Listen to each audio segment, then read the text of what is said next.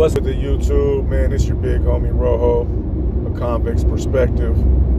And I noticed the other day that somebody had left a comment saying that they wanted to hear myself and Flacco's story, you know, like basically our little autobiography about ourselves, being that some people might not be, you know, subscribers to the channel where I originally premiered that on. So I'll break down a little about myself real quick, man. I was born in Detroit, and I lived out there until the mid-'80s, and then I moved to Houston. And when I moved to Houston, I used to go back and forth. You know, I'd be in Detroit in the summer and Houston during the school year. And you know, I ended up being in Houston about 10 years before I came out here when I was 17 in the early 90s. But man, my introduction to doing time, man, it started back in '88. I was at home and I got busted breaking into a house, and I got away with some guns and stuff and this and that. Well, one of the neighbors had seen me climbing the fence and whatever, and they surrounded the neighborhood and figured it out. But anyway, you know, that got me into a little probation placement in the west side of Houston called BBH. It was the Burnett Balin home. And while I was going there, man, it was you were locked down there, you know, pretty much from 3 in the afternoon or 3:30 to about 7 in the morning. But the thing was, you got to go to public school. So I ended up going to this school called Jane Long Middle School, and me and some of the other dudes that were in the group home, we would skip school after they dropped us off and go up into people's houses and stuff. And so one day, me and my boy Gus from Magnolia, from 2nd Ward in Houston, that's a big Chicano hood out there. We skipped school, and I knew how to take cars, so we called it cranking. So I cranked us a car, man, and we were mobbing around Houston. Well, I run a red light on Bel Air and Chimney Rock, and I get in a little pursuit. Well, it turned out to be a good one. Bear in mind, I'm only 14, man. I don't got too much experience driving, man, but I run a red light. The Houston Police Department tries to get behind me. I dip off. I shake them. I hit around this corner, and like I said, I was pretty inexperienced, so I ended up crashing into this house, and I crashed into the house so far that when I got out of the car, I was inside of the house. You know what I'm saying? So me and my boy Gus, we get out. We're not hurt or nothing. We get out. We go out a side door in the house, and we go to jump the fence in the backyard, and when I get up on top of the fence, I see the initial cop that was chasing me heading to the next street, you know, because they kind of predicted what we were doing, I guess, to head us off. So we burn backwards. We jump back down, go the same way we came, and just start putting distance in between us and them, right? Well, man, as I'm running through these neighborhoods on the west side, man, they're everywhere. We got the Houston Police Department, the Harris County Sheriff's Department, the Harris County Constable's Department, the Department of Public Safety, and Metro Police, which are the ones who, you know, they're kind of like BART police out in California. They control the public transportation and whatnot. So they got a couple choppers up. You know, they didn't realize that we were kids, you know what I mean? They had no idea who they were chasing. So we get a couple miles away from the scene of the initial accident, and we get into a garage, and we're hiding inside these cabinets. Well, I don't know how they got us. I don't know if it was the dog or whatnot, or, you know, somebody seen us or whatever led them there. They open it up and they yank us up out of these cupboards, basically. And 2 dude cops held me while 2 females beat the mess out of me, right? So that got me into the Texas Youth Commission, TYC, which is Texas's version of CYA. And I got I think it was a 2-year bid. The sentences were kind of weird down there back then. So I was kind of young, and I'm not really sure, but I think it was minimum 2. Anyway, I go to a place called Brownwood State School. It's the reception center for the juveniles. And, you know, I stay out there for a couple months and whatnot. And I actually scored pretty low on my points, so after a while, I got out from behind the walls and I got to go to like some group homes, man. I went to this group home called Pals. It was in 3rd Ward, which is, it's the hood in Houston. It's right on the southeast side of downtown. And I was there for a while, you know what I mean? And that's where I got introduced to the Latin Kings and, the Chicago gangs that had taken over Houston back in the late 80s, early 90s. They were the ones, there was a couple of Crips here and there. But for the most part, Houston was gangster disciples, black disciples, and Latin Kings. Well, there was a couple of Latin King dudes up in there, and I started messing with them real tough, you know what I mean? So anyway, I get some lower points, man. I don't get in that much trouble, and I go to a less restrictive place, man, and I end up out in Richmond, Texas. And it's basically a suburb on the southwest side, probably, 30 miles out of downtown Houston. And, I successfully completed parole, and I wasn't approved to go back to my residence for whatever reason. I don't know if my parents were like, oh, we can't deal with them or whatnot. But anyway, I ended up staying at the group home. Basically, it turned into more of a foster home, after I was off parole. And I was going to Lamar Consolidated High School out there in Richmond, or actually it was in Rosenberg, but Richmond and Rosenberg both went there. And that's where I first got my first real experience in, that Texas jails, man. And anyway, I ended up getting in a little bit more trouble later on. See, in Texas, when you're 17, you go to the county jail. So I was doing a whole bunch of stuff, man. And I guess since they figured I went to TYC and stuff already, and it was so close to being my 17th birthday, they waited, man, until a week, like after I turned 17, kicked in my door for some things I did to a police car. We'll leave it at that, man. I did some weird stuff to a police car, but they kick in my door, they take me to jail, so I'm in the county, I'm 17, man, and there are 32-man dorms in the Fort Bend County Jail, and it's 31 black dudes and me, right? So I was cool because I knew a lot of them, man, because I'd be over there, I'd be hanging out with the Chicanos, and on one side of the street, they'd have the Yesca. On the other side of the street, they'd have that, we'll call it New Jack City. YouTube don't like me to say certain things, but they have the brothers have the New Jack City on the other side of the street. So I knew, half of the dudes in there from being on the street. So I had it good. Anybody else that went through there that wasn't black wasn't as fortunate as me, as I seen over time.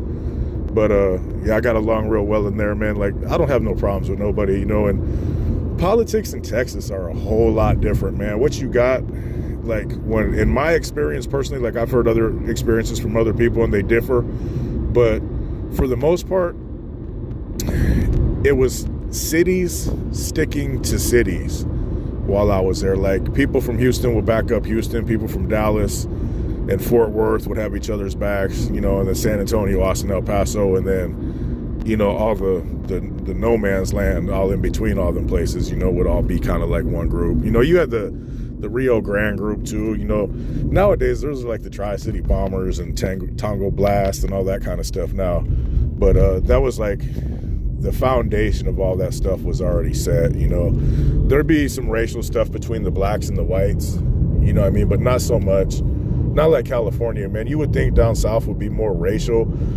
And, like I said, everybody's experience differs. But in my experience, it was just more your city and who you mess with, more so than the color of your skin or anything like that. But anyway, I get out of jail down there, man, and I end up getting caught with a prohibited weapon, man. I had a sawed-off gauge, and I just get pulled over randomly on the highway, and I got a gauge in the car.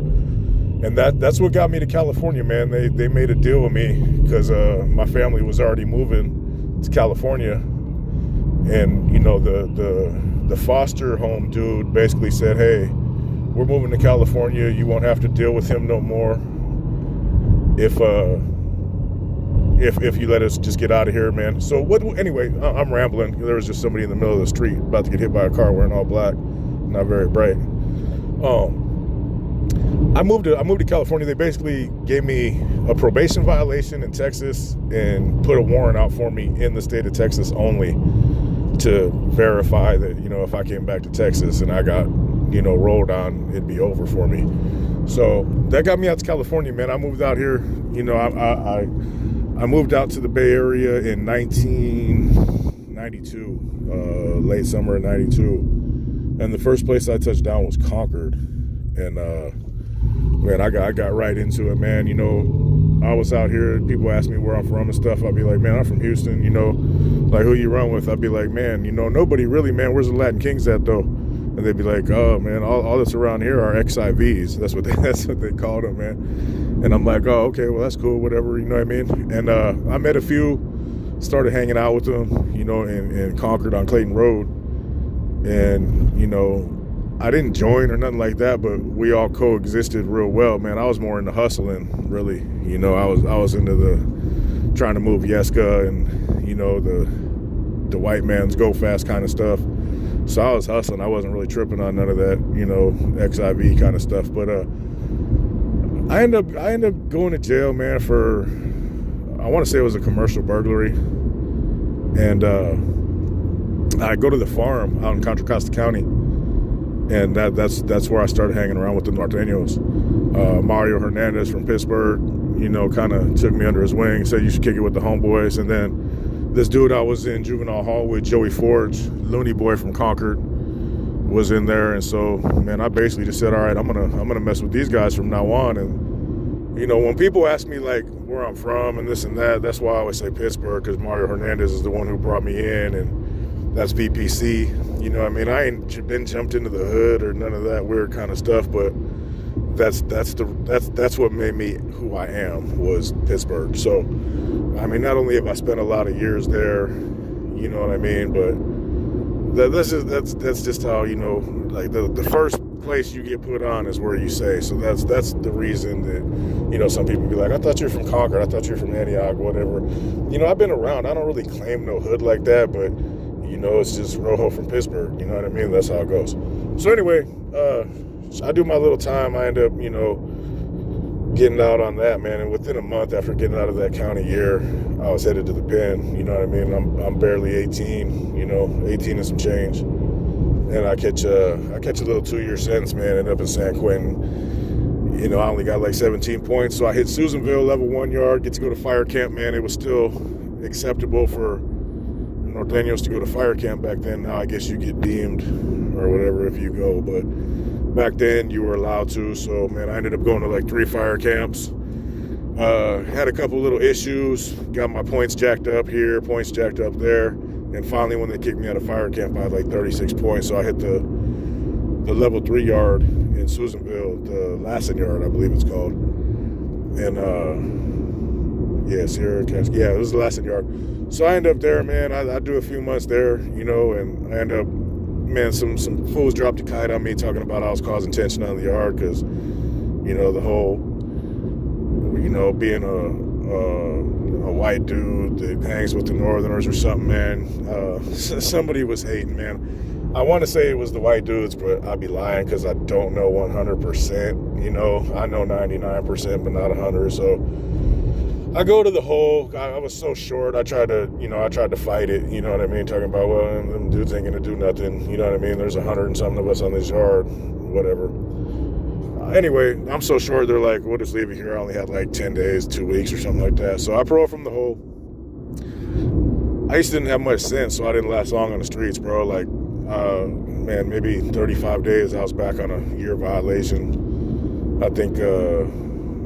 Man, I don't remember what my first violation was for, but I'm pretty sure I got a year and a half. And so, you know, you parole from the hole, you go back to the hole. So I go to the hole in Quentin. I end up on that 6 yard, you know, which we did a whole little segment about a few videos back. And end up getting validated, man. And my first little trip out there was like 7 or 8 C's, probably 20, 25 bros, and probably, you know, 15, 20 really, really well-educated Norteños. And I got validated. I hadn't even joined the Nuestra Raza. I hadn't made any kind of commitments. I got validated already anyway, you know, and whatever. So the day I was validated, I went out and I told, you know, the homie Boxer, which you guys know, Paradigm News Media, I told him, I'm like, they validated me. You might as well let me join. No, he's like, you want to join? And by the end of the day, I was a bro. I got pulled by him and Chico Rose from Salinas, who was an NF member. And Boxer was an NF too already. Nobody just knew it. He was kind of like undercover with it, or I don't know, man. I didn't even know he was NF. I thought he was just a bro, but the whole time he was NF. He tricked me. He tricked me. But anyway, so I get out, man. I'm a bro, whatever. Yeah, I start, trying to function on the streets lightweight. Don't really know a lot, but I'm giving it my best. The manpower where I'm from is kind of weak. Don't last long. End up coming back. And that's when I go to C12. And me and Porky from Daly City took the bus together. And we ended up in the same pot as Tibbs in DC. They were downstairs over one. Wino, Juan Gallegos from Salinas was right below us, and Little G from Dakota and Little Man from Salinas were next door to us. So, after we get cleared, it took like 2 weeks, I guess. They shot out our info and found out we were cool, whatnot.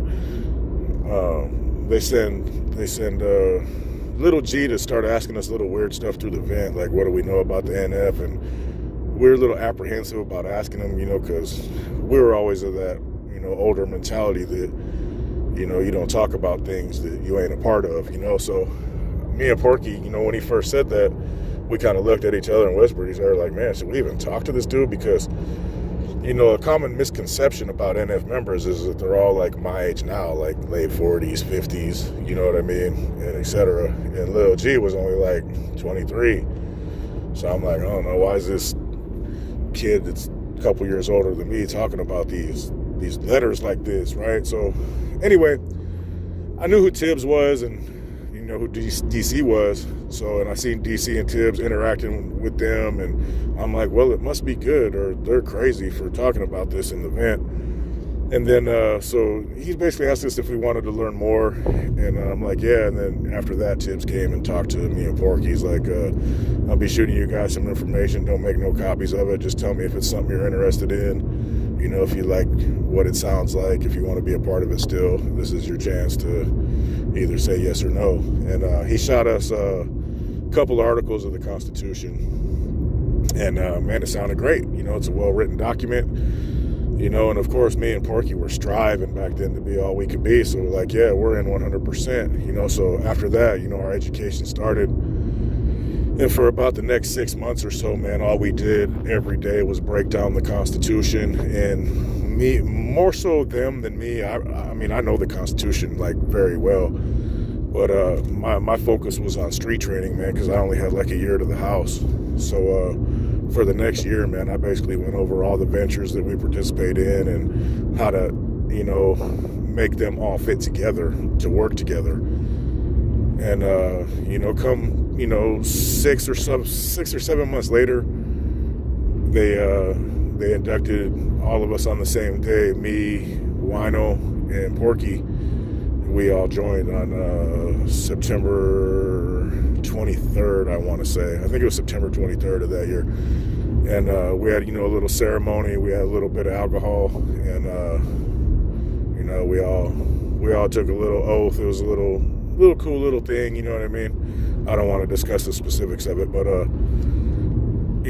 from then on I was an NF member, man, and I paroled shortly thereafter, man. I got out. I was in charge of Contra Costa, Solano, Sonoma, and temporarily in charge of San Francisco until somebody got out. Frisco didn't have nobody at the time, so I got out and I got to moving right away, you know what I mean? And everything kind of fell together, man. I got another little violation, man. It was only like 45 days or whatnot. I met the dude Mexican Mike that you guys have heard me talk about before, and most of you guys know he was really well off, from the things he did, and I got him into the regiment. He was a bro, and I got him. I sent his name to the Bay, got him on probation to be one of us, and man, we just started. Man, he was already killing the game, but I just started killing the game, for the benefit of the organization. You know what I mean? And one thing led to another, man. And man, before long, I was contributing a lot of money, man. I had a lot of money in my pocket. I was sending out a lot of money. I was making people a lot of money, and everything was going real well, man. But this whole time, which I've said before, I was being followed 24 hours a day, 7 days a week by the FBI because I had just paroled. And by the time I had left from Pelican Bay, I was right next door to Tibbs in DC. I had moved out of cells with Porky. I went over with Corny and Boxer from Selma, and then for like a month into their pod. And then I moved back. When I moved back with Tibbs, me and Wino were cellies right next door. So as soon as I paroled, they were on me. You know what I mean? And man, things went all good for a long time, man. I ended up getting another little case, man. It was only like a little 2-year bid. Went back. I was in C10, and I was the block commander, C10, for about a little bit over a year. And sleepers ended up taking over when I left Esquivel. Yeah, man, I come to find out, I got a little visit, and come to find out there was a lot of information that had been given about me and whatnot. So my first initial reaction was to cut off all communication, because I didn't know where the leak was. I didn't know, if maybe it was on the streets or whatever. What I could gather was somebody above me that I was communicating with was handing over information, or it was somebody on that end. It wasn't nobody on the streets, but, I cut off all communications because, not only am I risking, implicating myself in some huge activities, I'm also jeopardizing the O as a whole by, if I know that my communications are being taken. I mean, to me, if I can continue to do it, that's almost like telling in my point of view. So I take a huge step back. I stop saying anything, you know what I mean? I don't talk to no one because I don't know where it's at. That ended up getting me put on freeze for my lack of communication. They don't tolerate that. They give you like a certain amount of time to be out of communication, and then they start tripping like what happened to the homie. So after that, man, I started hearing rumors about, I'm doing this and I'm doing that, and I'm not contributing and living up to this or whatnot. And I ended up getting hit up in the Black Widow indictments. But, man, they really didn't have nothing on me. I had to testify in front of the grand jury. And, I didn't give them nothing, man. I made a mistake, and I acknowledged that, the information they had on this board of the chain of command, they asked me if it looked about right, and I kind of like acknowledged that it did, and that was my one little mistake, man, which cost me my career. I didn't give them no crimes. I didn't, give them none of that kind of stuff. But nonetheless, man, it's all it takes is something that small, not paying attention and, offering something that, I mean, I know better than to offer that. There's no excuse for it, but I did it, and I didn't even trip on it. But in retrospect, I'm glad all this stuff happened, instead of, finding out with a life sentence or, getting myself taken out of the game or something. It was better for myself and everyone involved that, I did make that mistake. You know what I mean? And, yeah, that's what cost me my career though, man. Like a lot of people be like, Rojo's this tattletale dude and this and that, which, that's absolutely not true. Yeah. I mean, I made a mistake by acknowledging that. Yes. Is it a tattletale? I mean, if you break it down, yes, it most definitely is.